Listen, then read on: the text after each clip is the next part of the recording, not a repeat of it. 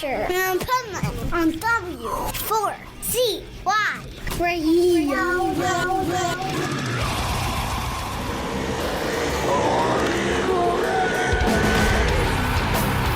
This is Pipeman here on the Adventures Pipeman W4CY Radio, and I'm here with Joey Francois from Gloomchild and Spiderwall. Nice. Here at Aftershock.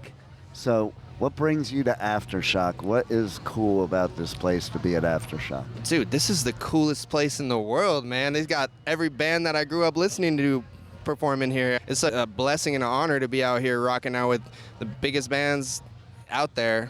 Nice. And so tell us a little bit about your two bands. Yeah. How are they similar? How are they different? So they're similar in a way that we actually are some of the same members from Gloomchild. Gloomchild is a 6-piece metalcore band, and some of our members, we decided to start a new band one night on a late drunken night and start like a punk type of band, but really we don't like to put ourselves in a box. Like, we like to make whatever music that we feel. But yeah, they're really different in a way that Gloomchild has a big discography out. We've been grinding for the last 6 years, and Spiderwall, we just have like a few singles out.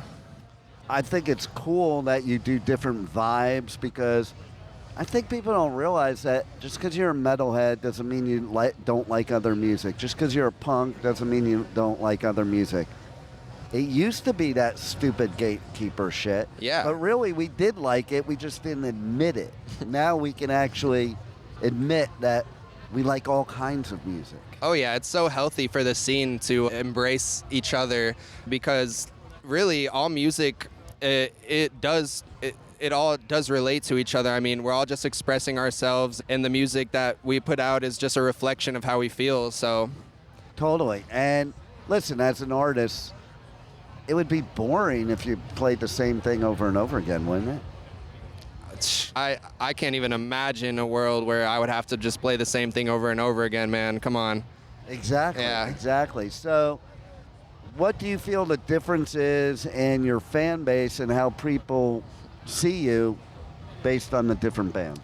So I would say that Gloomchild, we're more of an introspective, we have a very introspective audience. So we're for like really overcoming your toughest battles, and we kind of share that side of ourselves with our music. And Spiderwall is more of like, we're there to just rock out and have fun and really just drink as much beer as possible. Well, there you go. That sounds punk, though. Yeah. It does sound punk.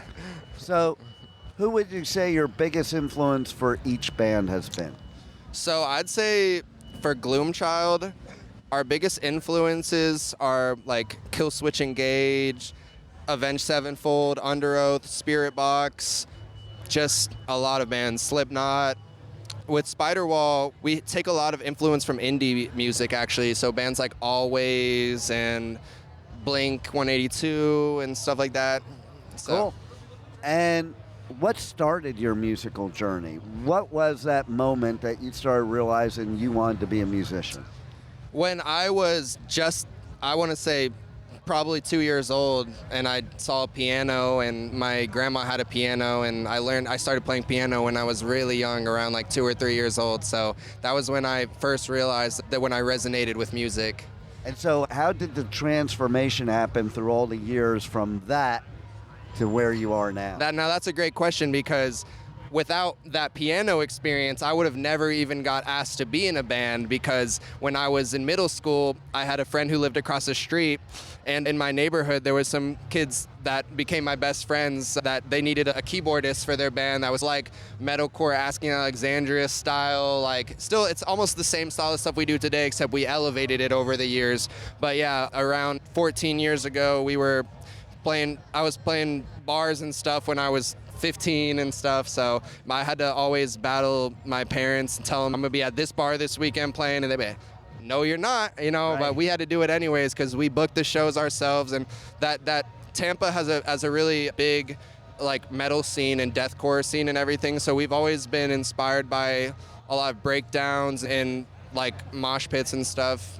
So it's funny too, because I'm in South Florida, and I've covered shows up in Tampa, and obviously where I am, I prefer the venues and the scene much more up in Tampa than South Florida. Oh yeah, man. It's such a tight scene in Tampa. Just on my street, there's probably like 3 breweries that have metal shows every single weekend. I love that. Yeah. And I just find it's the way the whole scene is. Like South Florida, you still have kind of gatekeepers and you have spurts of good shows. But nobody wants to come down to us because then they have to go all the way back up. I actually met my girlfriend at a show we played in Miami, and we've been dating for 2 years now. And dude, I love playing shows out there in South Florida because y'all have those turn up party vibes. Like sometimes in Tampa, people just are watching us without any movement. And in Miami or in South Florida, dude, people love to move and start those pits out there. That's what I love about South Florida. I love these conversations because I want to hear the artist perspective on doing things. Of course, I'm giving a media perspective. Then there's the listener perspective. So absolutely. There's always different perspectives. So that's cool to hear because I would think if it was such a great metal scene up there, there would be pits and stuff like that. But what you're telling me is South Florida is a lot more brutal. Yeah, man. I mean, dude, I just think people love to, like, have fun down there in South Florida, man. And in Tampa, too, we do. But it's one of those things where hardcore and metalcore, there's almost like there's a fine line between, like, the fan base that the hardcore kids are there to throw down and fucking start pits. Totally. And then the metalcore is, like, more about technicalities, and they want to just watch the riffs and really soak all up that musicality.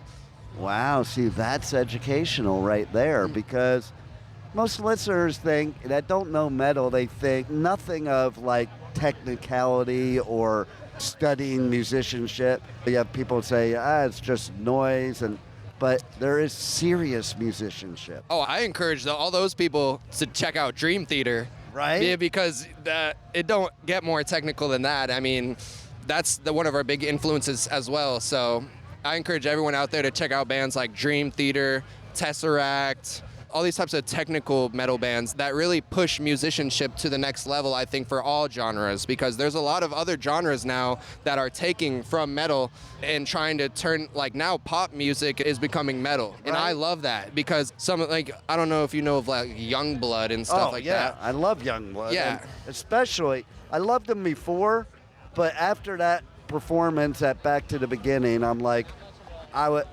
I talked to all the press and publicity people, and we all agreed, like, we were blown away. Absolutely, man. That guy is one of a kind. Right? He said, besides Ozzy and Sabbath, he was the highlight of the show. And that dude, he showed up and put on that performance and left to go do his own show that night.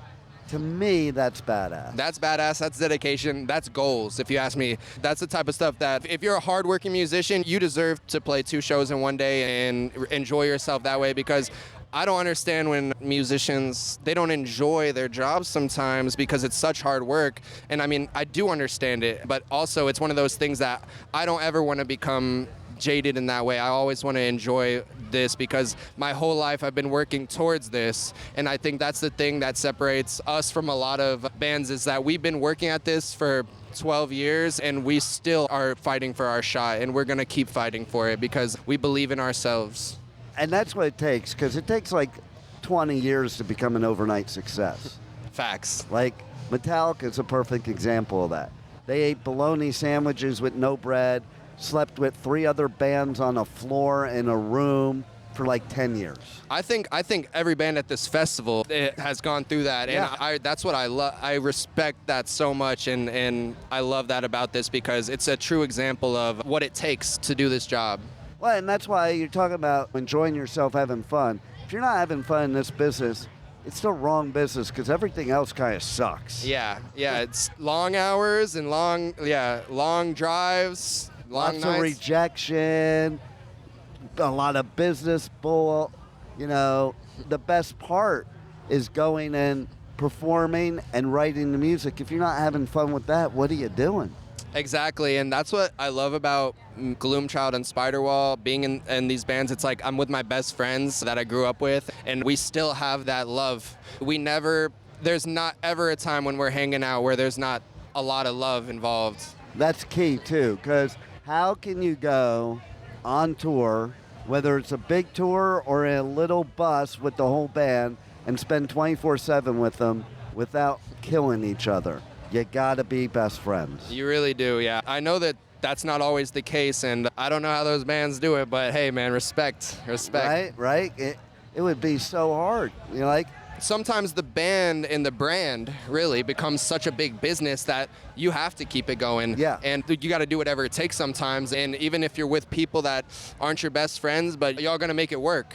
And that's dedication. well, it's like Slayer came back last year to do some festivals, and Kerry King's playing here. Kerry hadn't talked to Tom in all that 5 years that they weren't playing. And none of us would have even known that. Right. Because the way that their chemistry on stage is, it's incredible. No doubt, no doubt. What else do you want to tell the listeners about your bands? And also tell them how they can connect to you on socials, check everything out. If you have merch, buy your merch. They can't listen to my show unless they buy band merch.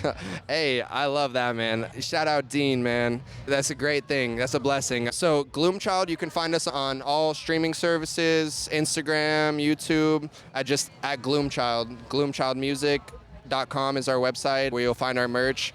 And Spiderwall, we have a few singles out. Check out Black Pepper Grinder. Check out Wardrobe. Check out Honeymoon. Those are some of our newest singles that we put out. With Gloomchild now, we have a big discography. I want to let y'all know we have about 5 albums you can check out. Nice. And a couple EPs. So go check out Midnight in Limbo that we put out last October, about to celebrate 1 year. And then Summer's Over, we put out 3 years ago on the last day of summer in 2022. And then our newest single, Grim, it's going to be, this is exclusive right here, but we're coming out with a new EP late this year or early next year called Gloom Season 2. Go check out Gloom Season, the EP that we put out a few years ago. It's basically the preface of this Right. of this EP. Cool. And is there anything else you want to share that we haven't covered already that they need to know? Nah, man, I really appreciate your time, and I hope y'all rock with us, because we want to come rock for you and rock with you. Well, you definitely rock, and everybody's got to check you out or they can't listen to my show. And thanks for being on the Adventures of Pipeman. Thank you. Thank you for listening to the Adventures of Pipeman on W4CY Radio.